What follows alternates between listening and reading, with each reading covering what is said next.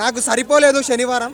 ఎందుకంటే సినిమా మామూలుగా అంటే మామూలుగా లేదు భయ్యా, నిజంగా చెప్తున్నా. సినిమా పిచ్చ పీక్స్ ఉంది, మామూలుగా అంటే మామూలుగా లేదు.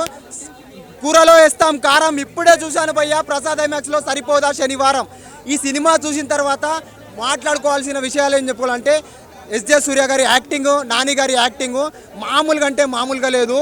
పాన్ ఇండియా లెవెల్లో ఉంది భయ్యా సినిమా. వేరే వేరే వేరే లెవెల్లో ఉంది. నా గుండెల్లో ఉంటాడు నా ఫ్రెండ్.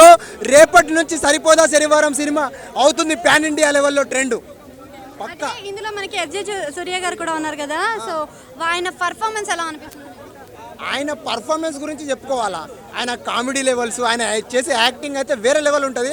ఆయనకు తగ్గట్టుగా కామెడీ లెవెల్ని క్రియేట్ చేసిన డైరెక్టర్ గారికి సెల్యూట్ చెప్పుకోవాలి. ఎందుకంటే ఆయన చేస్తున్న యాక్షన్ అప్పుడు కామెడీ వస్తూ ఉంటుంది, యాక్షన్ వస్తూ ఉంటుంది, ఎమోషన్ వస్తూ ఉంటుంది, ప్రతి ఒక్కటి కవర్ చేసుకుంటారు. ఎస్జే సూర్య గారు అంటే యాక్టింగ్ అంటే ఎస్జే సూర్య గారు. ఆయనను తగ్గకుండా ఆయనకు సరిపోయే విధంగా నాని గారు యాక్టింగ్ చేయడం అనేది చాలా అంటే చాలా అనిపించింది. ఎందుకంటే ఎవరికి ఎవరు తగ్గకుండా సినిమాలో యాక్టింగ్